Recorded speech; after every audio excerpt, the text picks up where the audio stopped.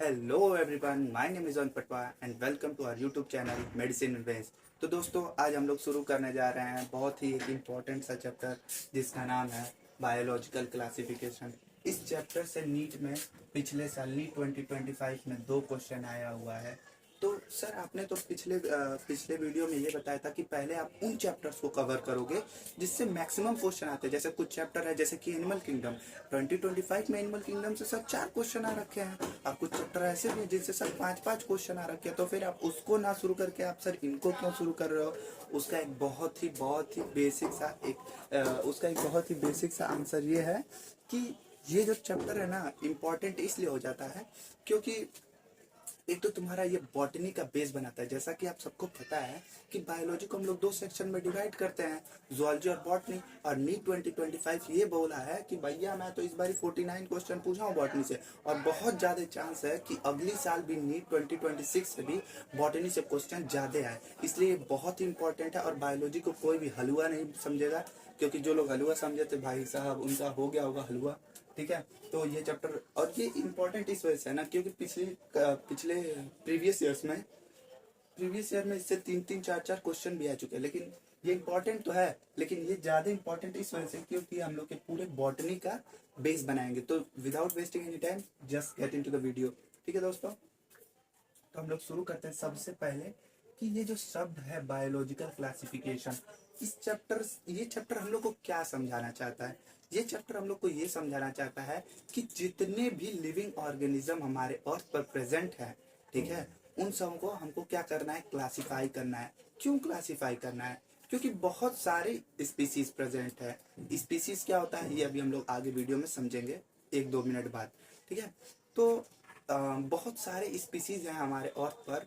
Approximately 7 million species हैं। ये मैं नहीं बोला हूँ 7 मिलियन स्पीसीज हैं।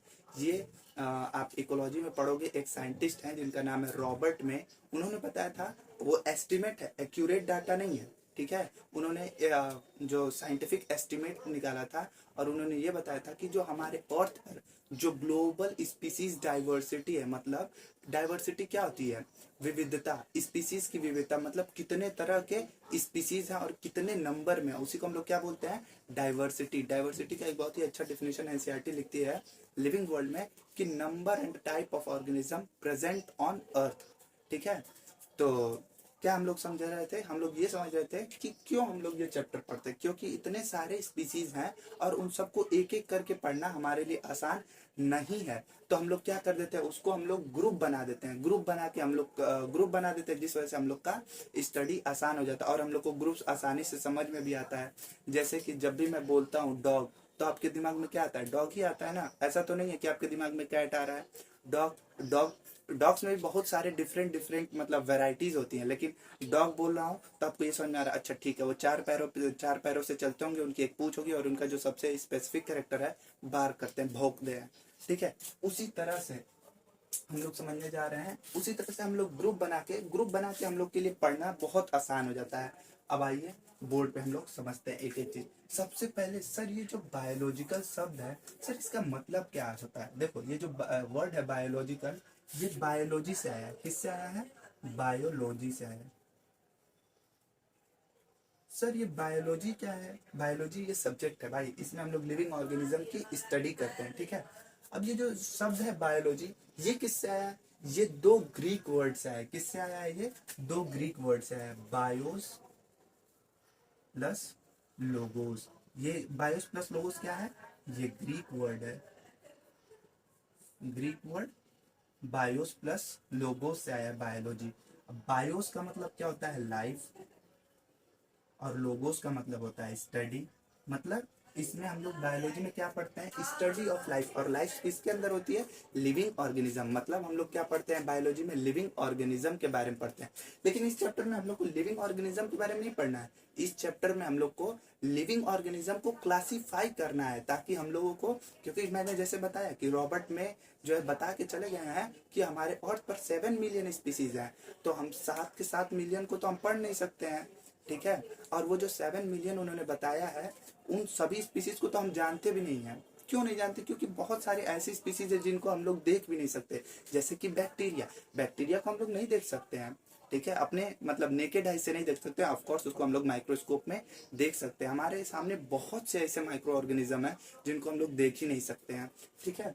तो अभी तक हम लोग कितने ऑर्गेनिज्म खोज पाए, कितने ऑर्गेनिज्म के बारे में हम लोग जानते हैं, वो हम लोग के एनसीईआरटी जो क्लास फर्स्ट करें चैप्टर नंबर फर्स्ट क्लास 11 का जो लिविंग वर्ल्ड है उसमें बताता है कि 1.7 टू 1.8 मिलियन स्पीसीज के बारे में हम लोग 80 नहीं 1.7 से 1.8 मिलियन स्पीसीज के बारे में हम लोग जानते हैं। इतने स्पीसीज क्या है, नोन और डिस्क्राइब्ड है। नोन एंड डिस्क्राइब का क्या मतलब है, इनके बारे में हम लोग पूरा हर चीज अच्छे से जानते हैं, ठीक है। ये 1.7 टू 1.8 मिलियन का क्या मतलब है, 1.7 का मतलब है 17 लाख से 18 लाख स्पीसीज। अगर मान लो अगर हम लोग जितनी स्पीसीज डिस्क्राइब्ड हैं उनको ही पढ़ने चले जाएं तो भाई 17 से 18 लाख स्पीसीज बहुत बड़ा नंबर हो गया है कि नहीं। तो इस बड़े नंबर को हम लोग पढ़ नहीं सकते हैं आसानी से। एक एक अगर हम लोग एक एक स्पीसीज को, आसानी छोड़ो यार, उसको पढ़ा ही नहीं, प्रैक्टिकली इट्स नॉट पॉसिबल। तो हम लोग को इसको स्टडी को पॉसिबल बनाने के लिए ही हम लोग क्या करते हैं, क्लासीफाई करते हैं, ठीक है। अब क्लासीफाई कैसे किए हैं अब वो समझो, ठीक है। देखो एक ग्रुप है, जैसे आप सभी ने, आई होप आप सभी ने उसका नाम सुना ही होगा। एक ग्रुप है जिसको हम लोग क्या बोलते हैं, आर्थ्रोपोड्स। आर्थ्रोपोड्स आर्थ्रोपोड्स ये किंगडम एनिमिलिया में आता है। ये मतलब एनिमल्स का ये ग्रुप है। लेकिन ये इंपॉर्टेंट ग्रुप क्यों है, क्योंकि ये एक ऐसा ग्रुप है जिसमें हमारे अर्थ पर जितने भी स्पीसीज प्रेजेंट हैं उसके 2/3 स्पीसीज केवल इस ग्रुप में आते हैं। अब 2/3 स्पीसीज का मतलब क्या है, ये जो मैं लाइन बोला हूँ इसको आप एनिमल किंगडम में पढ़ोगे, मैं खुद पढ़ाऊंगा ये चैप्टर, बहुत अच्छे से पढ़ाऊंगा। लेकिन वो अभी आपको लाइन नहीं याद करना है, यहाँ पर उस लाइन को अभी आपको समझना है। हम लोग उस लाइन को अच्छे से लिखेंगे एनिमल किंगडम में और वहां पे याद भी कर लेंगे, समझ लेंगे तो अपने आप याद हो जाएगा। मैं क्या बोल रहा हूँ, इसको अभी हम लोग आर्थ्रोपोड्स को समझते हैं। मतलब मैं ये बोलना चाह रहा हूँ कि अगर हमारे अर्थ पर 3000 स्पीसीज हैं तो उसमें से 2000 ऐसे स्पीसीज हैं जो केवल और केवल आर्थ्रोपोड्स में आते हैं, मतलब केवल और केवल इस ग्रुप में आते हैं। मतलब अगर हमारे अर्थ पर इतने स्पीसीज प्रेजेंट हैं, 3000 स्पीसीज हैं अगर, तो उसमें से 2000 स्पीसीज किस में आते हैं, आर्थ्रोपोड्स। इसी वजह से अब देखो, अब हम लोग इस ग्रुप को पढ़ लेंगे, इस ग्रुप के बारे में पढ़ लेंगे, तो अब हमको सारे स्पीसीज के बारे में एक एक करके नहीं पढ़ना पड़ेगा। हम लोग क्या कर सकते हैं, सिमिलर बेसिकली इसके जो कॉमन फीचर्स होंगे वो पढ़ लेंगे, जिसकी हेल्प से हमको सबके बारे में थोड़ा जानकारी हो जाएगा, ठीक है। तो आइए इस ग्रुप को हम लोग थोड़ा सा समझ लेते हैं। ये एक इसकी इम्पोर्टेंट बात है। क्या इम्पोर्टेंट बात है कि देखो, ये जो शब्द है आर्थ्रो का मतलब क्या होता है, ज्वाइंट। पोड्स का मतलब होता है लेग, मतलब इनके पास कैसा होता है, ज्वाइंटेड लेग्स होता है। और कितने पेयर होते हैं, इसके पास 3 पेयर ऑफ ज्वाइंटेड लेग होते हैं। कितने होते हैं, 3 pairs of jointed legs. 3 pair होते हैं, 3 पेयर इसके पास ज्वाइंटेड लेग होते हैं। और इनकी जो बॉडी होती है वो 3 पार्ट में डिवाइडेड होती है। कौन कौन से पार्ट में, हेड, थोरैक्स और एब्डोमेन। देखो दोस्तों, हम लोग को बहुत ही क्रिस्प नोट बनाना पड़ेगा। हमको पूरा पोथा पथरी नहीं कहा मतलब बना के रखना, हम लोग को बहुत ही रेलिवेंट रह के चलना होगा। क्योंकि हम लोग को देखो, जब हम लोग कोई चीज समझ लेते हैं ना तो वो हम लोग के लिए क्वेश्चन अटेम्प्ट करना। क्योंकि देखो यार, सबसे ज्यादा इंपॉर्टेंट क्या है, हम लोग को ज्यादा से ज्यादा क्वेश्चन प्रैक्टिस करना। और क्वेश्चन प्रैक्टिस हम लोग आसानी से कर पाएंगे जब हम लोग का कॉन्सेप्ट एकदम बढ़िया से क्लियर होगा और एनसीईआरटी की लाइंस एकदम टेस्ट पे होंगी। तो ये दोनों काम मैं कराने वाला हूँ। एनसीईआरटी की लाइन आपको एक एक लाइन समझ में आने वाली है और कॉन्सेप्ट बिल्डिंग का भी काम मैं कर दूंगा आप लोग का। देखिए, तो मैं क्या बता रहा था, ऑर्थोपोड्स के बारे में बता रहा था। ऑर्थोपोड्स का क्या फीचर है, इनके पास ज्वाइंटेड लेग होते हैं। और कितने पेयर होते हैं, 3 पेयर होते हैं ज्वाइंटेड लेग्स के। और इनकी जो बॉडी होती है 3 पार्ट में डिवाइडेड होता है, हेड, थोरैक्स और एब्डोमेन। हम लोग की बॉडी हेड, नेक, थोरैक्स, एब्डोमेन, पेल्विक और उसके नीचे का पेल्विक रीजन, इतने पार्ट। हम लोग की बॉडी ज्यादा रीजन में डिवाइडेड होती है, मतलब ठीक है। और जो ऑर्थोपोड्स है, जैसे कि ह्यूमंस होते हैं, ह्यूमंस के अंदर जो स्केलेटन सिस्टम होता है वो अंदर होता है, जो कि बोन्स का बना होता है, बोन्स एंड कार्टिलेज का बना होता है। उसी तरह से जो आर्थ्रोपोड्स हैं, इनका जो स्केलेटन है वो शरीर के बाहर होता है, इसीलिए हम लोग क्या बोलते हैं इसको, इसको एक्सोस्केलेटन, एक्सो स्केलेटन। इसका जो एक्सोस्केलेटन होता है वो कैसा होता है, काइटिनस होता है, काइटिन का बना होता है, काइटिन। देखो अब इस तरह से हम लोग क्या कर रहे हैं, हम लोग के लिए क्या आसानी हो रहा है। देखो यार, अगर 3000 स्पीसीज और तो प्रेजेंट है, तो हम लोग 2000 स्पीसीज को पढ़ लिए, बेसिक उसका फीचर पढ़ लिए, जिससे हमको सभी के बारे में थोड़ा थोड़ा पता चल गया। और क्लासिफिकेशन से और क्या चीजें आसान हो जा रही है हमको, मतलब जैसे मान लो कोई हम लोग नया ऑर्गेनिज्म देखें, तो हमको ये पता चल जाएगा कि हमको उस ऑर्गेनिज्म को किस ग्रुप में रखना है। समझ में आया? ठीक है, तो ये हो गया। ये सब आई होप आप सबको बहुत अच्छे समझ में आ रहा होगा। नोट्स, इसको नोट करना बहुत बहुत बहुत इंपॉर्टेंट है, क्योंकि अगर आप नोट नहीं करेंगे तो आप लास्ट के टाइम पे सोचोगे कि कैसे मैं अपना कवर करूं, इधर उधर सोचोगे, वीडियो देखूं, और लास्ट के टाइम पे सच बता रहा हूं, वीडियो देखना 8 घंटे 7 घंटे 8 घंटे की, वो वेस्ट ऑफ टाइम के अलावा आप कुछ भी नहीं। अगर आपने पढ़ नहीं रखा है तो उससे बस आपके दिमाग में आएगा, लेकिन आप उसको रिटेन नहीं कर पाओगे एग्जाम के टाइम में। तो आप अभी से एक एक चीज लिखो, क्योंकि लिखने से याद होता है। ठीक है, आप लिखो इसको, मैं साइड हट जाता हूँ। आज इसको स्क्रीनशॉट लेना है, स्क्रीनशॉट ले लो। ठीक है, आई होप आप सबने स्क्रीनशॉट ले लिया होगा। हम लोग आगे कंटिन्यू करते हैं।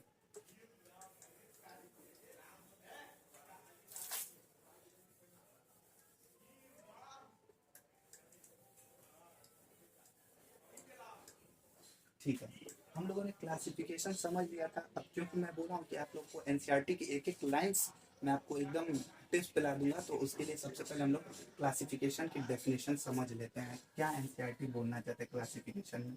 ठीक है, ये किसकी डेफिनेशन में बताने जा रहा हूँ, क्लासिफिकेशन की। क्या होता है क्लासिफिकेशन ना, होता क्या आप समझ लो। हम लोग हम लोग कुछ कैरेक्टर्स को देखते हैं, और कुछ कैरेक्टर्स अगर बहुत सारे ऑर्गेनिज्म में कॉमन है, तो उसी बेसिस पे हम लोग ग्रुप बना दे रहे हैं, और उसी प्रोसेस को हम लोग क्या बोलते हैं, क्लासिफिकेशन। एक बार फिर से सुनो, ध्यान से सुनो, आराम से कान खोल। कुछ कैरेक्टर के बेसिस पे हम लोग ग्रुप बना दे रहे हैं ऑर्गेनिज्म का, उसी को हम लोग क्या बोल रहे हैं, क्लासिफिकेशन। ठीक है, तो हम लोग की एनसीईआरटी बोलती है प्रोसेस by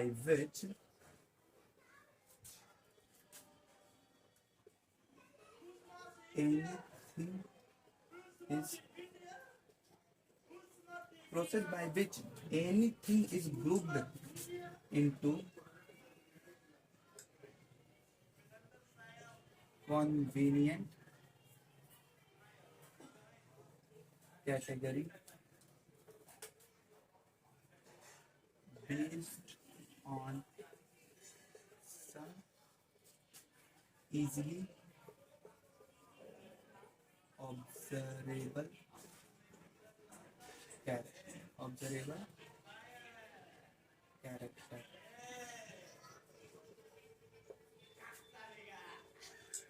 ठीक है, मतलब कुछ ऐसे कैरेक्टर्स को हम लोग देख रहे हैं जो बहुत सारे ऑर्गेनिज्म में कॉमन है, और उसी बेसिस पे हम लोग क्या बना दे रहे हैं, एक ग्रुप बना दे रहे हैं, और उसी प्रक्रिया को हम लोग क्या बोल दे रहे हैं, क्लासिफिकेशन। आई होप आप सबको बहुत अच्छे से समझ में आ गया होगा। इस लाइन को 2-3 बार वहीं बैठे बैठे रिपीट कर दो।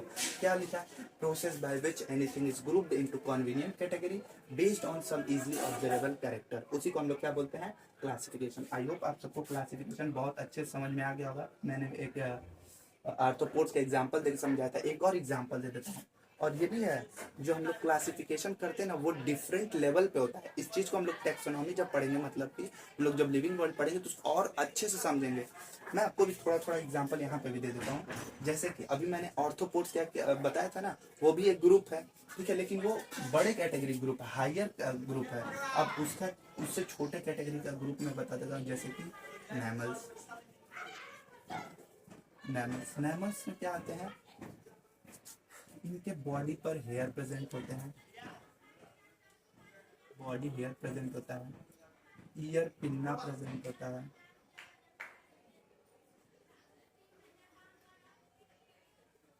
ईयर पिन्ना प्रेजेंट होता है। और इनकी जो फीमेल्स होती हैं, मैमल्स में जो फीमेल्स होती हैं वो सब क्या करती हैं, उन सबों के पास क्या होता है, मेमोरी ग्लैंड।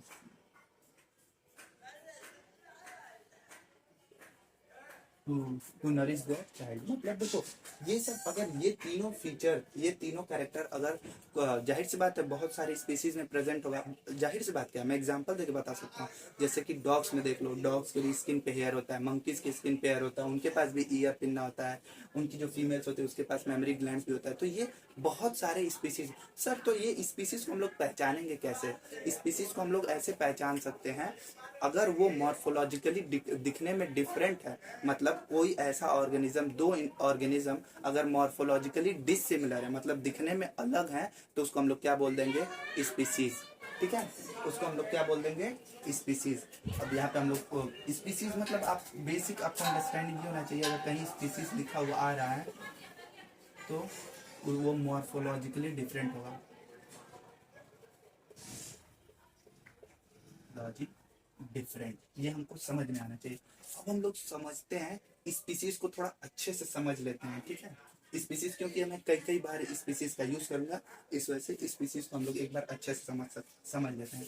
देखो स्पीसीज को समझाने का श्रेय जाता है उनको, अर्नस्ट मेयर को।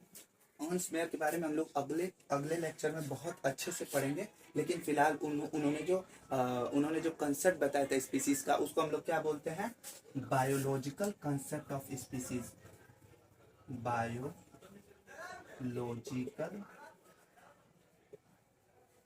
Concept of biological concept of species. ये किसने दिया था, अर्नस्ट मेयर ने दिया था। किसने दिया था, बहुत इंपॉर्टेंट नाम है दोस्तों, इनके बारे में हम लोग कल बहुत डिटेल में पढ़ेंगे।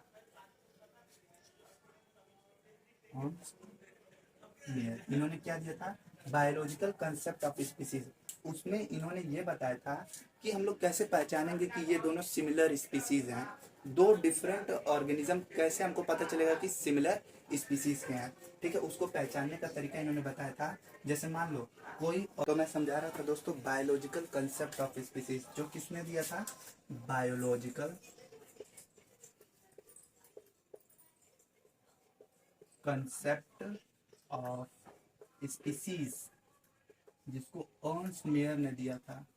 अर्नस्ट मेयर, ये बहुत इंपॉर्टेंट साइंटिस्ट है जिनको हम लोग कल एकदम डिटेल में, अगले लेक्चर में एकदम डिटेल में समझेंगे। ठीक है दोस्तों, इन्होंने क्या दिया था, बायोलॉजिकल कंसेप्ट ऑफ स्पीसीज। इसमें इन्होंने, जो अर्नस्ट मेयर है, इसमें इन्होंने ये समझाया था कि हमको कैसे पता चलेगा कि दो ऑर्गेनिज्म सिमिलर स्पीसीज हैं कि नहीं है। तो उन्होंने बोला ना कि अगर मान लो दो डिफरेंट ऑर्गेनिज्म है, दोनों का अगर डिफरेंट जेंडर है, समझो जैसे मान लो एक मेल है, ठीक है, एक ऑर्गेनिज्म मेल है और एक ऑर्गेनिज्म फीमेल। ये और मेल को रिप्रेजेंट करने का साइन है, ये फीमेल को रिप्रेजेंट किया जाता है। ठीक है, ये दोनों अगर सिमिलर स्पीसीज हुए हैं, ये दोनों ऑर्गेनिज्म, ये मेल और फीमेल अगर सिमिलर स्पीसीज हुए हैं, तो मीटिंग के बाद इनका जो बच्चा प्रोड्यूस होगा वो कैसा होगा, फर्टाइल होगा। फर्टाइल मतलब ये खुद भी आगे चलकर बच्चा प्रोड्यूस कर पाएगा, फर्टाइल प्रोजेनी। ठीक है, अगर फर्टाइल प्रोजेनी प्रोड्यूस कर पा रहे हैं तो ये कैसे होंगे, सिमिलर स्पीसीज होंगे। ठीक है,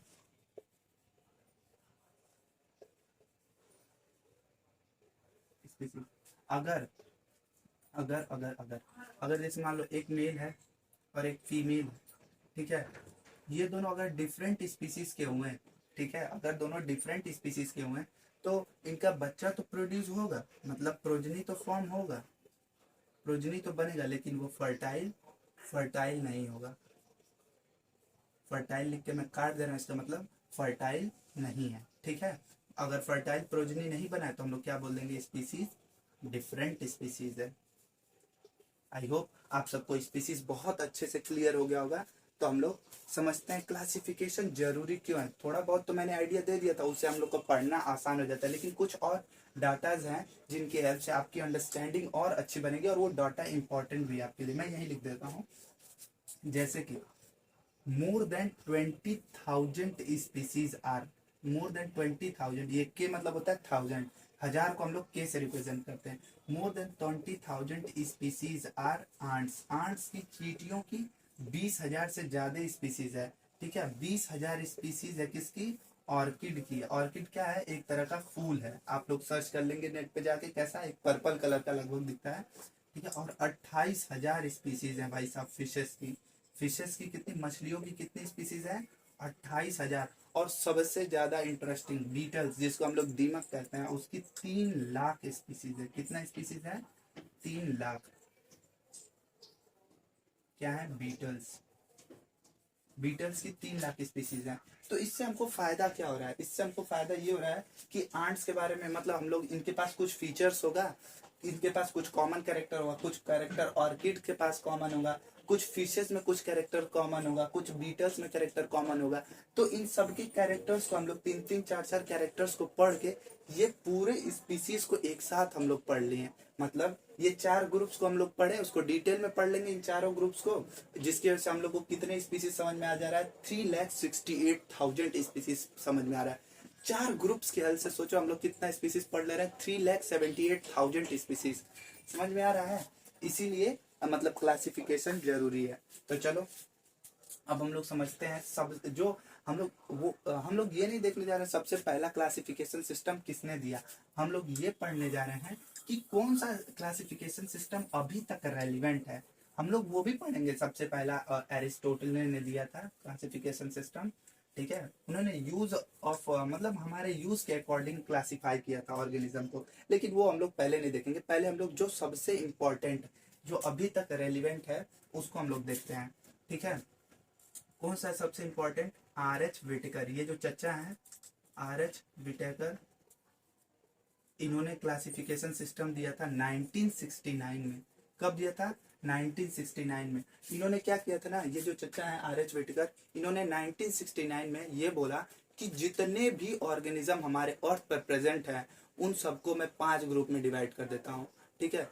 अब आपको दिमाग में आ रहा होगा, चलिए सर ठीक है, मैं 5 ग्रुप में डिवाइड कर दे रहा हूँ, लेकिन सर आपने तो बताया था क्लासिफिकेशन में हम लोग क्लासिफिकेशन करते समय कुछ क्राइटेरिया को ध्यान में रखते, कोई चीज को बेसिस मान के फिर हम लोग ग्रुपिंग करते हैं। बिल्कुल सही बात है। उसी तरह से ये जो चचा है, इन्होंने भी क्या किया था, बेसिस माना था, मतलब कुछ कैरेक्टर्स को बेसिस मान के ही 5 किंगडम में क्लासिफाई किया था। अब सर ये बार बार किंगडम किंगडम क्यों बोल रहा है, क्यों मैं बोल रहा हूँ, क्योंकि देखो इन्होंने ना 5 ग्रुप्स को जो बनाया था, इन्होंने बोला था कि जितने भी स्पीसीज हमारे अर्थ पे प्रेजेंट है, उनको हम लोग 5 ग्रुप्स में बांट दे रहा है, और उन्हीं ग्रुप्स को इन्होंने क्या बोल दिया था, किंगडम बोल दिया था, ठीक है। क्या बोल दिया था इन्होंने, किंगडम। तो इनका क्या था, 5 kingdom classification system, classification system. और किस बेसिस पे किया था, इन्होंने बेसिस क्या माना था, किस बेसिस पे 5 ग्रुप्स में बांटा था। उन्होंने सबसे पहले देखा था कि सेल का स्ट्रक्चर कैसा है, सेल स्ट्रक्चर, उसका बॉडी ऑर्गेनाइजेशन क्या है,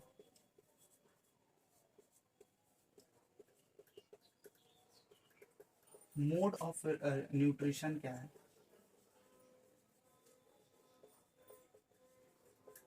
मतलब वो अपना न्यूट्रिशन कैसे लेते हैं, मोड ऑफ रिप्रोडक्शन क्या है, कैसे वो रिप्रोड्यूस करते हैं, मोड ऑफ रिप्रोडक्शन। और सबसे इम्पोर्टेंट फाइलोजेनेटिक रिलेशनशिप, कौन किससे उत्पन्न हुआ है।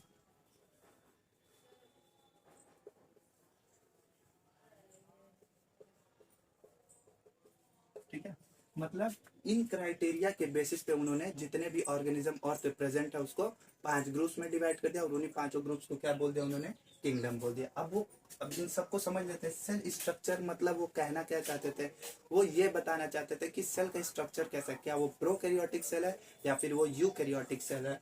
फिर उसकी बॉडी का ऑर्गेनाइजेशन कैसा है, क्या वो बस सेल्स का मिलकर बना हुआ है उसकी बॉडी, तो उसके लिए अलग, जो केवल सेल्स का मिलकर बना हुआ उसके लिए अलग ग्रुप में रख देंगे, या फिर कुछ ऐसे ऑर्गेनिज्म है जो केवल टिश्यू से मिलकर बने तो उसके लिए अलग ग्रुप में रख देंगे। कुछ ऐसे ऑर्गेनिज्म है जिसके में टिश्यू के बाद ऑर्गन प्रेजेंट है तो उसको अलग ग्रुप में रख देंगे, और जिसके में ऑर्गन सिस्टम प्रेजेंट है उसको डिफरेंट ग्रुप में रख देंगे, समझ में। अब फिर मोड ऑफ न्यूट्रिशन, वो अपने न्यूट्रिशन कैसे लेते हैं, क्या वो सड़े गड़े एनिमल से अपना न्यूट्रिशन लेते हैं, उसको हम लोग सैप्रोफिटिक न्यूट्रिशन बोलते हैं, ठीक है, या क्या क्या वो अपना न्यूट्रिशन जो है सनलाइट से ट्रैप कर रहे हैं, ठीक है, इस बेसिस को भी उन्होंने ध्यान दिया। और वो रिप्रोड्यूस कैसे कर रहे हैं, क्या वो सेक्सुअल रिप्रोडक्शन कर रहे हैं, ठीक है, क्या फिर वो ए सेक्सुअल रिप्रोडक्शन कर रहे हैं।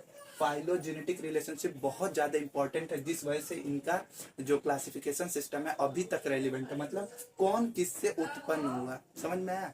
मोनेरा से आया प्रोटिस्टा, प्रोटिस्टा से आया फंजाई, फंजाई से प्लांटी, प्लांटी से एनिमिलिया, ठीक है, मतलब ऐसे नहीं हुआ था, मतलब मोनेरा से डेवलप हुआ प्रोटिस्टा, और जो प्रोटिस्टा है प्रोटिस्टा से ही बाकी तीनों डेवलप हुए, प्रोटिस्टा से ही फंजाई बना, प्रोटिस्टा से ही प्लांटी बना, और प्रोटिस्टा से ही एनिमिलिया डेवलप हुआ, ठीक है। इसको हम लोग बहुत अच्छे से क्लास उसमें पढ़ेंगे हम लोग लिविंग वर्ल्ड में, लेकिन फिलहाल हाँ हम लोग ये देख रहे थे क्लासिफिकेशन सिस्टम RH बेटिकर का, ठीक है, जो कि इन्होंने 1969 में दिया था। और उन्होंने क्या किया था, सभी लिविंग ऑर्गेनिज्म को 5 ग्रुप्स में डिवाइड कर दिया था, किसमें, मोनेरा में, प्रोटिस्टा में, फंजाई में, प्लांटी में और एनिमेलिया में। एनिमेलिया बहुत इंपॉर्टेंट है ये चीज। इन्होंने क्या बोला ना, ये जो चचा RH विटिकर चचा है, इन्होंने बोला जितने भी प्रोकैरियोटिक ऑर्गेनिज्म है उसको उठा के इन्होंने किस में रख दिया, मोनेरा में रख दिया। मतलब जितने भी प्रोकैरियोटिक ऑर्गेनिज्म थे, जितने भी प्रोकैरियोट्स थे, प्रोकैरियोट्स कैसे होते हैं, यूनिसेलुलर होते हैं, जो सिंगल सेल के मिलकर बने होते हैं। सिंगल सेल का ये भी मिलकर बना होता है, लेकिन ये यूकैरियोट्स होते हैं। तो हम लोग मोनेरा को कैसे याद रख सकते हैं, मोनेरा में केवल और केवल ओनली प्रोकैरियोट्स आते हैं, ओनली प्रोकैरियोटिक ऑर्गेनिज्म प्रेजेंट। ये सब नोट करना बहुत इंपॉर्टेंट है दोस्तों, बहुत बहुत बहुत इंपॉर्टेंट है। ये मैं ऐसे बता रहा हूँ एकदम सिंप्लीफाइड करके कि आपके दिमाग में एक एक लाइन सेट हो जाएगा। आप जब एनसीईआरटी पढ़ोगे ना तो आपको लगेगा कि यार ये सब तो मैंने एकदम मुझे याद है, ठीक है। तो इसमें क्या है, प्रोकैरियोटिक ऑर्गेनिज्म, केवल और केवल प्रोकैरियोटिक ऑर्गेनिज्म है। और ये चारों में कैसे हैं, यूकैरियोटिक ऑर्गेनिज्म है, कैसे हैं, यूकैरियोटिक ऑर्गेनिज्म, ठीक है, यूकैरियोटिक ऑर्गेनिज्म। अब देखो ये चारों कैसे हैं, यूकैरियोटिक है केवल और केवल प्रोकैरियोटिक, किंगडम मोनेरा है, मोनेरा प्रोकैरियोटिक और बाकी के सारे कैसे होते हैं, यूकैरियोटिक। अब देखो सर, तो अब जब सारे यूकैरियोट्स हैं तो सर हम लोग इसको क्यों एक ही ग्रुप में नहीं रखते हैं, क्योंकि केवल वो सेल का स्ट्रक्चर थोड़ी ध्यान देते, वो बॉडी का ऑर्गेनाइजेशन भी ध्यान देते, वो कैसे खाना ले रहा है, वो भी रिप्रोडक्शन कैसे कर रहा है, और कौन किससे है, इस बात को भी ध्यान में रखते थे, ठीक है। तो अगर हम लोग प्रोटिस्टा को देखते हैं, ठीक है, तो इसको हम लोग अलग किंगडम में इसलिए रखे हैं ना, क्योंकि बिकॉज ये यूकैरियोट्स तो हैं, लेकिन ये भी कैसे हैं, यूनिसेलुलर है, कैसे हैं, यूनिसेलुलर यूकैरियोट्स हैं, यूनिसेलुलर। इसमें सिंगल सेल के ऐसे ऑर्गेनिज्म आते हैं जो एक सेल से मिलकर बनाता है। फंजाई, ये सब जो तीनों के तीनों है, उसके बाद ये जो फंजाई, प्लांटी और एनिमिलिया, ये सब कैसे हैं, ये सब मल्टी सेलुलर है। कैसे ये तीनों, मल्टी सेलुलर, मल्टी सेलुलर, ठीक है। फंजाई का एक एक्सेप्शन भी है, यीस्ट, जो कि यूनिसेलुलर होता है, मतलब एक ही नहीं है, बहुत सारे हैं, मतलब कुछ हैं, मतलब मोस्टली मल्टी सेलुलर होते हैं, लेकिन फंजाई में कुछ ऐसे हैं जो यूनिसेलुलर भी हैं, ठीक है। अब देखो, अब फिर सर वही बात आ गई, सर ये तीनों अगर मल्टी सेलुलर है तो फिर हम लोग इसको अलग अलग ग्रुप में क्यों रखते हैं, क्योंकि देखो अब यहाँ पर आ जाता है मोड ऑफ न्यूट्रिशन।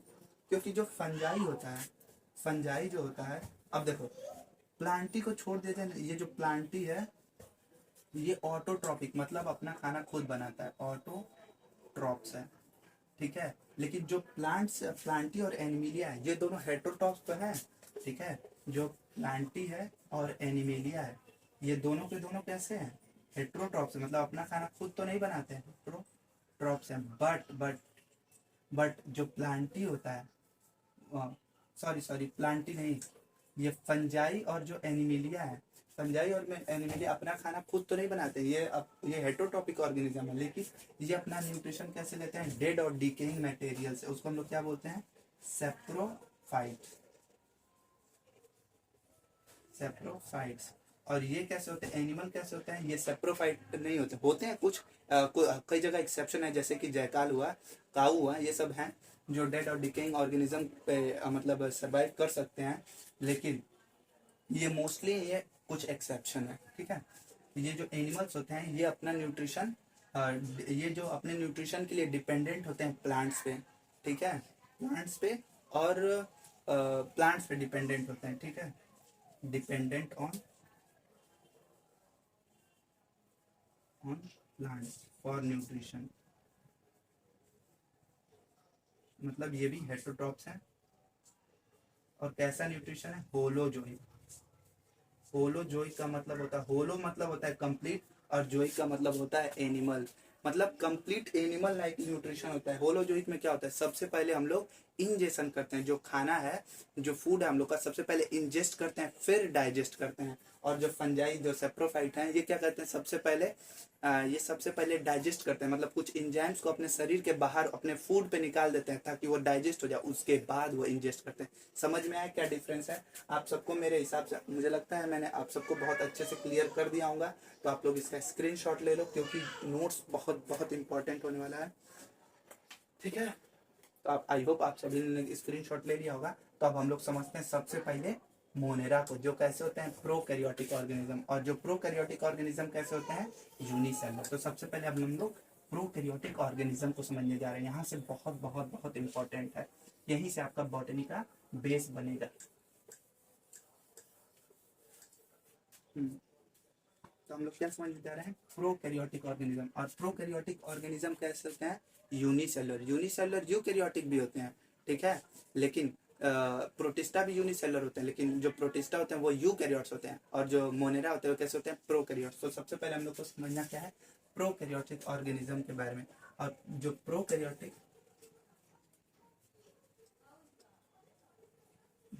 प्रोकैरियोट्स के बारे में समझना है, ठीक है। अब देखो प्रोकैरियोट्स कैसे होते हैं, यूनिसेलुलर होते हैं। ये लिखना बहुत इंपॉर्टेंट, कैसे होते हैं, यूनिसेलुलर।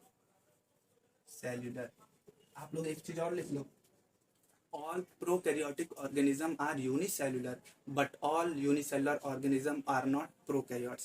फिर से मैं रिपीट कर देता हूँ, आप लोग इसको जरूर जरूर जरूर से लिखो, क्योंकि ये मैं लाइन अगले क्लास में जरूर पूछूंगा, ठीक है।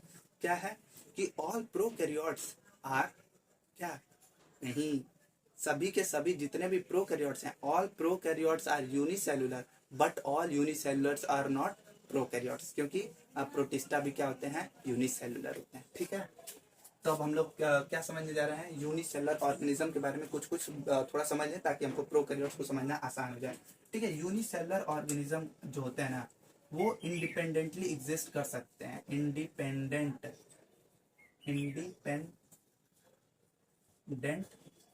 एग्जिस्ट कर सकते हैं, एग्जिस्टेंस पॉसिबल है इनका, ठीक है। इंडिपेंडेंट एग्जिस्टेंस पॉसिबल, मतलब ये इंडिपेंडेंटली सरवाइव कर सकते हैं बिना किसी और ऑर्गेनिज्म के मदद के भी, और अपना इसेंशियल फंक्शन भी परफॉर्म कर सकते हैं। इसेंशियल फंक्शन परफॉर्म कर सकते हैं, मतलब अपना इसेंशियल फंक्शन भी परफॉर्म करते हैं। इसेंशियल फंक्शन क्या क्या है, जैसे कि डाइजेशन हुआ, एक्सक्रीशन हुआ, रिप्रोडक्शन हुआ, सेल डिवीजन। हालांकि इन लोग के अंदर जो सेल डिवीजन और रिप्रोडक्शन होता है ये अलग नहीं होता, एक ही चीज होता है, ठीक है। इसको हम लोग बहुत अच्छे से समझेंगे। फिलहाल जो यूनिसेलुलर ऑर्गेनिज्म वो इंडिपेंडेंटली रह सकते हैं, सर्वाइव कर सकते हैं, और अपना फंक्शन भी खुद परफॉर्म कर सकते हैं, लेकिन लेकिन लेकिन एक बहुत ही अच्छी बात मैं बताने जा रहा हूँ, anything less than a complete structure of cell does not ensure independent existence। मतलब बहुत इंपॉर्टेंट लाइन है कि अगर कंप्लीट सेल नहीं हुआ तो वो ऑर्गेनिज्म अपने आप सरवाइव नहीं कर पाएगा। ये कहना चाहता हूँ, ये एनसीईआरटी की लाइन, ये चैप्टर नंबर 8 में लिखी हुई क्लास 11 के। क्या लिखा, क्या बताने की कोशिश कर रहा है कि अगर कंप्लीट स्ट्रक्चर सेल का नहीं रहा, ठीक है, तो वो ऑर्गेनिज्म इंडिपेंडेंटली मतलब खुद से सरवाइव नहीं कर पाएगा। तो हम लोग ये समझ लेते हैं, सर ये कंप्लीट सेल हम लोग किसको बोलते हैं, देखो तब मैं समझा देता हूँ। कंप्लीट सेल हम लोग किसको बोल रहे हैं, कंप्लीट सेल होने के लिए उसके पास तीन चीजें होना, सेल के पास तीन चीज होना मस्ट है, ठीक है। कौन कौन सा? ये जो होता है पहला प्लाज्मा मेम्ब्रेन, प्लाज्मा मेम्ब्रेन, और इसी को हम लोग क्या बोलते हैं? Cell membrane. सेल मेम्ब्रेन और प्लाज्मा मेम्ब्रेन ये क्या करता है दोस्तों? ये ट्रांसपोर्ट करता है सब्सटेंस का अंदर से बाहर और बाहर से अंदर, लेकिन सभी सब्सटेंस को अंदर बाहर आने जाने नहीं देता है, इसीलिए इसको हम लोग क्या बोलते हैं? सेलेक्टिवली परमिएबल, ठीक है। तो इसके बारे में हम लोग कुछ लिख लेते हैं। क्या होता है ये ट्रांसपोर्ट करता है मॉलिक्यूल का, transport of molecule across it, ठीक है। और दूसरा चीज इसको हम लोग क्या बोलते हैं? सिलेक्टिव परमिएबल,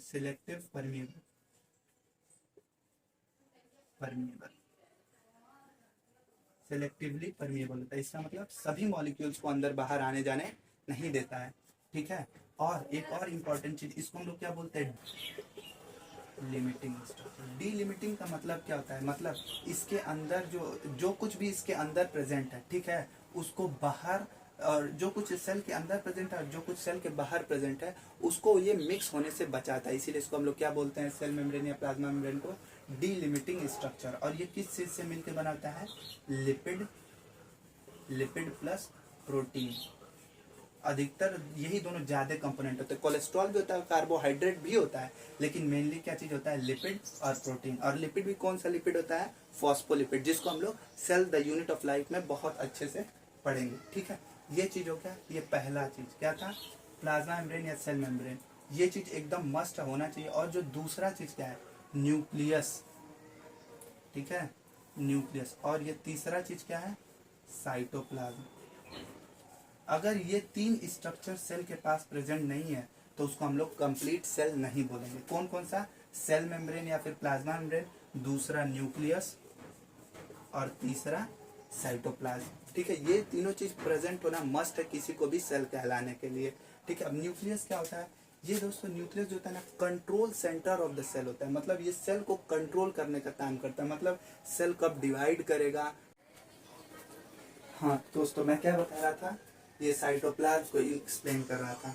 ये बीच में मेरा वीडियो रुक गया था, इस वजह से मैं आपको दोबारा समझा देता हूँ। हम लोग के न्यूक्लियस के पास क्या क्या होता है? क्रोमेटिन होता है। क्रोमेटिन में क्या क्या आता है? डीएनए आता है, आरएनए आता है, ठीक है, हिस्टोन प्रोटीन आता है और non histone protein. Histone protein क्या होता है एक बार समझ लो, क्योंकि हम लोग का जो सेल होता है, सेल का जो साइज होता है वो छोटा होता है, ठीक है। कितना होता है? अगर प्रोकैरियोटिक सेल है तो 1 से 2 माइक्रोमीटर है, यूकैरियोटिक सेल 10 to 20 माइक्रोमीटर है, ठीक है। ये दोनों ही सेल काफी छोटे छोटे हैं, लेकिन जो हम लोग का डीएनए होता है, हम लोग अगर यूकैरियोटिक सेल्स की बात करें, अगर 10 to 20 माइक्रोमीटर हम लोग का सेल का साइज होता है, और हम लोग का डीएनए की लेंथ कितना होता है? 2.2 मीटर, मतलब आपके हाइट से भी ज्यादा होता है। तो वो इतना बड़ा चीज है, उसको पैक करना पड़ता है, उसको किसी छोटे चीज में रखने के लिए क्या करना पड़ता है? पैकिंग। और वो पैकिंग किसके हेल्प से किया जाता है? हिस्टोन प्रोटीन के हेल्प से किया जाता है, ठीक है। और न्यूक्लियोलस में बता चुका था, स्फेरिकल बॉडी होता है। ये कैसा होता है? मेम्ब्रेनलेस स्ट्रक्चर होता है, जो आरएनए का सिंथेसिस करता है, और आरएनए अल्टीमेटली हेल्प करता है प्रोटीन के सिंथेसिस में। न्यूक्लियर मेम्ब्रेन पता है, न्यूक्लियस के बाहर जो होता है जेनेटिक मटेरियल को कवर करके रखता है। और न्यूक्लियोप्लाज्म, जैसे कि साइटोप्लाज्म होता है वैसे ही ये न्यूक्लियोप्लाज्म होता है। जैसे कि साइटोप्लाज्म सेल क्या वॉल्यूम ऑक्यूपाई करता है, वो फ्लूइड, सेमी फ्लूइड मैट्रिक्स है, उसी तरह से न्यूक्लियस के अंदर भी मतलब फ्लूइड प्रेजेंट होता है, उसको हम लोग क्या बोल देते हैं? न्यूक्लियोप्लाज्म। साइटोप्लाज्म को हम लोग समझ लेते हैं, ये सेमी फ्लूइड मैट्रिक्स है, मतलब ये पूरी तरह से फ्लूइड नहीं है, मतलब आधा फ्लूइड है। मतलब फ्लूइड हम लोग किसको बोलते हैं? जिसके पास टेंडेंसी होती है फ्लो करने के लिए, जैसे कि गैस और लिक्विड। गैस को अगर हम लोग कहीं छोड़ दें तो देखते हो ना, जैसे कि मान लो गैस लीक होता है तो हम सबको पता चल जाता है, क्यों? क्योंकि उसके पास अपने आप फ्लो करने की टेंडेंसी होती है। इसी तरह पानी गिर जाता है तो अपने आप फैल जाता है, लेकिन सॉलिड ऐसा नहीं होता है। तो साइटोप्लाज्म भी कैसा है? सेमी फ्लूइड मैट्रिक्स है। कैसा है? इसका मैट्रिक्स कैसा है? सेमी फ्लूइड है, पूरा फ्लूइड नहीं है, जो कि इसके पूरे वॉल्यूम में भरा होता है। क्या? साइटोप्लाज्म। और सेल को लिविंग स्टेट में बनाए रखने के लिए अधिकतर केमिकल रिएक्शन कहाँ पर होती है? साइटोप्लाज्म में। इसीलिए एनसीईआरटी बहुत अच्छी लाइन है, क्या? Various chemical reaction occur in it to keep the cell in living state. और इसको हम लोग main arena of cellular activity भी आप लोग लिख लेना। इसको क्या बोला जाता है? Main arena of cellular activity. क्यों बोला जाता है? क्योंकि इसके अंदर प्रोटीन सिंथेसिस होता है, ग्लाइकोलिसिस होता है, इस वजह से साइटोप्लाज्म को क्या बोला जाता है? Main arena of cellular activity. I hope आप सबको बहुत अच्छे से समझ में आ रहा होगा। तो अब हम लोग शुरू करते हैं। ये हम लोगों ने बेसिक चीजें हम लोग ये मैं ये समझा रहा था कि कंप्लीट सेल किसको बोलते हैं, ठीक है। और कंप्लीट सेल ही अगर जब तक कंप्लीट सेल नहीं होगा तब तक कोई भी ऑर्गेनिज्म इंडिपेंडेंटली अपने आप सरवाइव नहीं कर पाएगा। समझ में आया? अब हम लोग बेसिक बेसिक चीजें पढ़ते हैं प्रोकैरियोट्स के बारे में, ठीक है। मैं इरेज कर दिया प्रोकैरियोट्स, लेकिन पढ़ना भी हम लोग।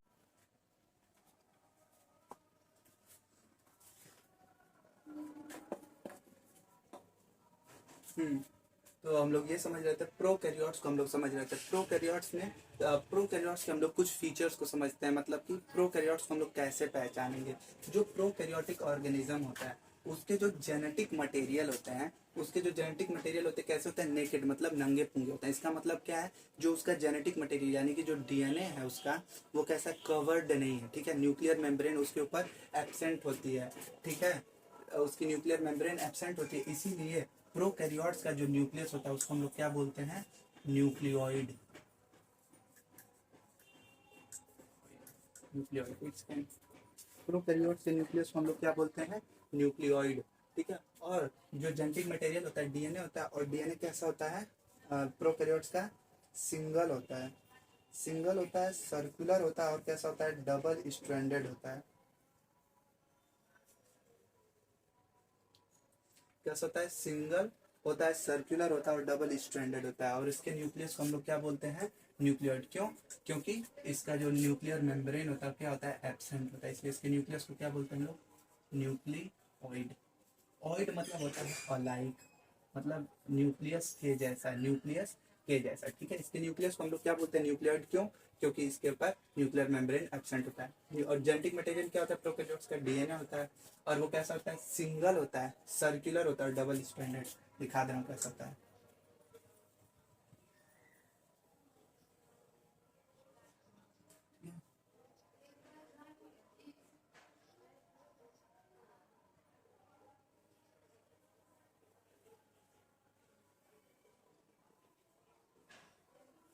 ठीक है, ये सर्कुलर भी दिख रहा है, सिंगल भी है, इसी तरह दिखता है प्रोकैरियोट्स का डीएनए, ठीक है। और जो प्रोकैरियोट्स का मेन डीएनए होता है उसको हम लोग क्या बोलते हैं? क्रोमोसोमल डीएनए और जीनोमिक डीएनए। वो कैसा होता है? डबल होता है, सिंगल होता है, एक ही डीएनए होता है, सर्कुलर गोला में होता है, और कैसा होता है? डबल स्ट्रैंडेड होता है, ठीक है। और ये जो जनरली मतलब जो प्रोकैरियोट्स हैं वो जनरली छोटे होते हैं, किससे? यूकैरियोट्स, और वो अपना नंबर भी तेजी से बढ़ाते हैं। जैसे कि ये बहुत इंपॉर्टेंट है, ये पूछ सकता है जी 2026 में। क्या? जो प्रोकैरियोटिक ऑर्गेनिज्म है उसका जो थियरी जो डायग्राम में दे रखा है वो कितना बताया है?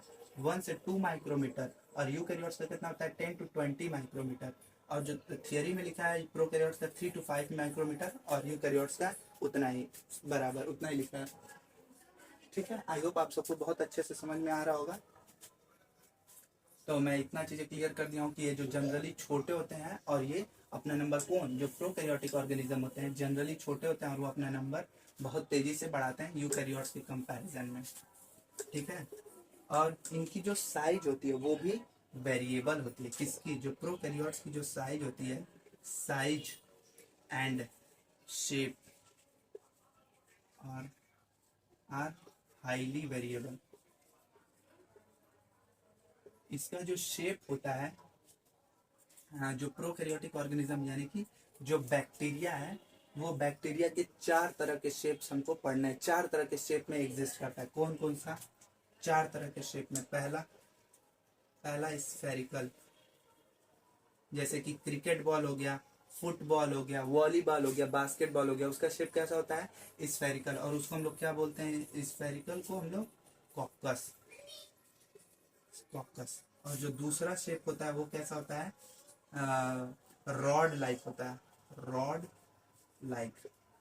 जैसे कि ये भी एक रॉड जैसा है कि नहीं? पेन रॉड जैसा होता है, ठीक है, ऐसा कुछ, ठीक है, रॉड लाइक होता है। कौन? उसको हम लोग क्या बोलते हैं? इसको हम लोग बैसिलस बोलते हैं, बैसिलस। ठीक है, तीसरा जो होता है कॉमा शेप्ड होता है, कॉमा, कॉमा शेप होता है। कॉमा शेप कैसा दिखता है देखो, ऐसा शेप होता है।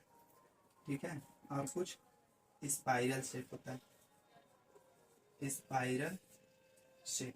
तो जो कॉमा शेप का होता है उसको हम लोग क्या बोलते हैं, विब्रियम, विब्रियो या विब्रियम, विब्रियम। और जो स्पाइरल शेप का होता है, देखो चार शेप में एग्जिस्ट करता है बैक्टीरिया। एक स्फेरिकल शेप जैसे कि क्रिकेट बॉल, बास्केटबॉल, वॉलीबॉल, ये सब कैसा होता है, स्फेयर शेप का होता है। तो उसको हम लोग क्या बोलते हैं, बायोलॉजिकल टर्म में उसके लिए क्या यूज करते हैं, कॉकस। और रॉड जैसा होता है तो उसको हम लोग बैसिलस बोल देते हैं। कॉमा शेप, ये ऐसा शेप रहेगा तो उसको विब्रियम बोलते हैं। और स्पाइरल शेप रहता है तो उसको क्या बोलते हैं हम लोग, स्पाइरिलम, स्पाइरिलम। आई होप आप सबको बहुत अच्छे समझ में आ गया होगा। एक बहुत बहुत बहुत अच्छी लाइन जो एनसीईआरटी हम लोग की लिखती है, क्या उसको पहले समझते हैं। एनसीईआरटी हम लोग की बोलता है ना कि भले ही इसका जो प्रोकैरियोटिक ऑर्गेनिज्म जैसे कि बैक्टीरिया, इसका जो शेप और साइज भले ही डिफरेंट होता है लेकिन ये फंडामेंटली सिमिलर होता है। फंडामेंटली सिमिलर कहने का मतलब क्या है कि मतलब इसके पास न्यूक्लियोइड होगा, मतलब इसका जो डीएनए कैसा होगा, सिंगल होगा, सर्कुलर होगा, डबल स्ट्रैंडेड होगा। समझ में, इसके पास भी राइबोसोम होगा। समझ में आ रहा है। तो ये सब, तो ये एनसीईआरटी की बहुत इंपॉर्टेंट लाइन है जो आप लोग को याद होनी चाहिए कि जो ऑर्गेनाइजेशन होता है, organisation of prokaryotic cell, prokaryotic, prokaryotes, organisation of prokaryotes are by O P A, organisation of prokaryotes are, prokaryotes are fundamentally, fundamentally similar, similar even though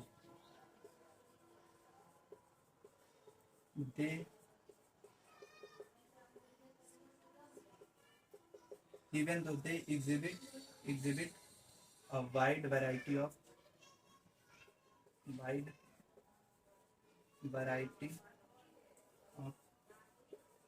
shape and size.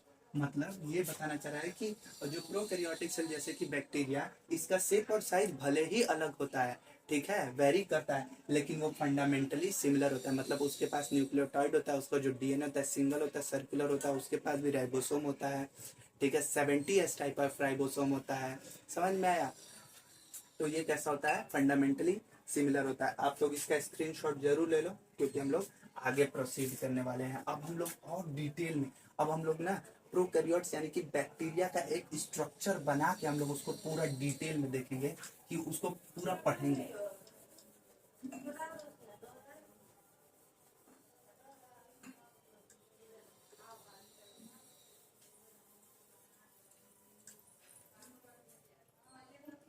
ठीक है, तो हम लोग पहले एक डायग्राम बना लेते हैं एक बैक्टीरिया का। देखो हम लोग की एनसीईआरटी लिखती है मोस्ट ऑफ द प्रोकैरियोट्स, अधिकतर जो प्रोकैरियोट्स है पर्टिकुलरली द बैक्टीरिया, उसके पास केमिकली कॉम्प्लेक्स सेल एनवेलप होता है। मतलब बैक्टीरिया के पास सेल एनवेलप तो होता है लेकिन वो कैसा होता है, केमिकली कॉम्प्लेक्स होता है। वो हम लोग थोड़ा सा भी थोड़ी देर में समझेंगे। कहाँ बना लूँ, ये रहा बैक्टीरिया को हम लोग यही बना लेते हैं। ये हो गया, क्या हो गया, ये बैक्टीरिया का सेल वॉल हो गया। लेकिन ये सबसे बाहर वाली लेयर नहीं है। मैं सेल एनवेलप का जो अभी नाम लिया था वो भी अभी समझेंगे हम लोग। ये बैक्टीरिया का सेल वॉल है, इसके अंदर आता है बैक्टीरिया का सेल मेम्ब्रेन। ये सब मैं बताऊंगा ये सब क्या है।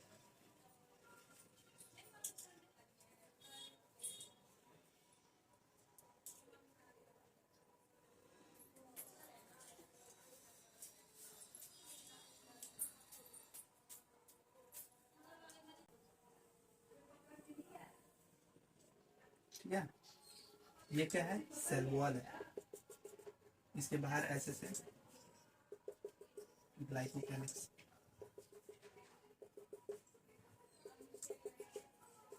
ठीक है, और ये सेल वॉल के अंदर होता है सेल मेम्ब्रेन।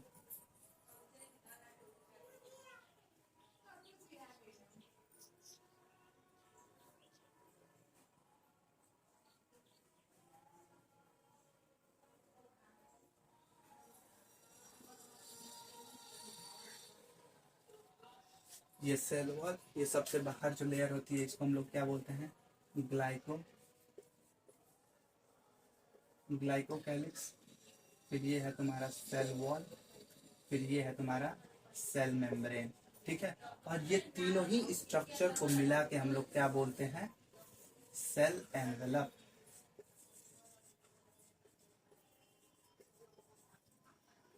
Cell envelope. तो हम लोग की एनसीईआरटी लिखती है कि जो बैक्टीरिया होते हैं उसका जो सेल एनवेलप होता है वो केमिकली कॉम्प्लेक्स होता है। वो हम लोग समझेंगे जब इसको एक एक करके पढ़ेंगे तब। और ये केमिकली कॉम्प्लेक्स होता है, ठीक है। और जो तीनों लेयर है ये तीनों टाइटली बाउंडेड होते हैं, ये तीनों एक दूसरे के साथ बहुत अच्छे से बंधे होते हैं। और इन तीनों का फंक्शन अलग अलग तो होता है, ये तीनों अलग अलग फंक्शन परफॉर्म करते हैं, लेकिन ये तीनों मिलकर प्रोटेक्शन का काम करते हैं, किसका, बैक्टीरिया का। और जो ग्लाइकोकैलिक्स है, ग्लाइकोकैलिक्स जो सबसे बाहर होता है वो आउटर मोस्ट होता है। ग्लाइकोकैलिक्स आउटर मोस्ट मतलब सबसे बाहर लेयर होता है ग्लाइकोकैलिक्स, फिर सेल वॉल, फिर सेल मेम्ब्रेन। अब हम लोग, ठीक है, ये सब पहले हम लोग समझ लेते हैं, फिर हम लोग एक एक करके देखेंगे। ये क्या है, ये मीजोसोम्स है, ठीक है। ये और मीजोसोम क्या होता है, ये सेल मेम्ब्रेन का एक्सटेंशन होता है। ये सब मैं अभी ओवरव्यू दे रहा हूँ, उसके बाद मैं डिटेल में एक एक करके एक एक को स्टेप बाय स्टेप समझाऊंगा, ठीक है। ये सेल मेम्ब्रेन के पास क्या होता है, ये मीजोसोम होता है, ये माइटोकॉन्ड्रिया ऑफ द यूकैरियोट्स की तरह काम करता है, ठीक है। जब कोई भी स्ट्रक्चर फंक्शनली सिमिलर हो, स्ट्रक्चरली डिफरेंट हो, तो उसके लिए हम लोग क्या शब्द यूज करते हैं, एनालॉगस। LOGOUS। एनालॉगस का मतलब फंक्शनली सेम होते हैं, जिसका फंक्शन सिमिलर होता है। फंक्शन सिमिलर होता है, स्ट्रक्चरली भले ही डिफरेंट हो, तो उसको हम लोग क्या बोलते हैं, एनालॉगस। तो ये माइटोकॉन्ड्रिया की तरह काम करता है, ठीक है। ये एक्सटेंशन होता है प्लाज्मा मेम्ब्रेन का, ये प्रोकैरियोटिक फीचर है, कैरेक्टरिस्टिक फीचर है, ठीक है। और ये जो प्लाज्मा मेम्ब्रेन है, ये प्लाज्मा मेम्ब्रेन क्या हो रहा है, अंदर की तरफ मुड़ जा रही है, तो इसके लिए एनसीईआरटी वर्ड यूज करता है इन फोल्डिंग्स ऑफ सेल मेम्ब्रेन, या फिर प्लाज्मा मेम्ब्रेन, या फिर इसके लिए और क्या यूज करता है, एक्सटेंशन ऑफ प्लाज्मा मेम्ब्रेन। ये एक्सटेंड हो गया है, तीन तरह से एक्सटेंड होता है, ये वेसिकल्स के फॉर्म में, ट्यूब्यूल्स के फॉर्म में, और लैमिली के फॉर्म में, तीन तरह से ये एक्सटेंड होता है, ठीक है। और क्या होता है, प्रोकैरियोट मतलब जो ये जो है बैक्टीरिया है, इसके पास कुछ यूनिक चीजें होती हैं, वो चीजें हम लोग देख लेते हैं।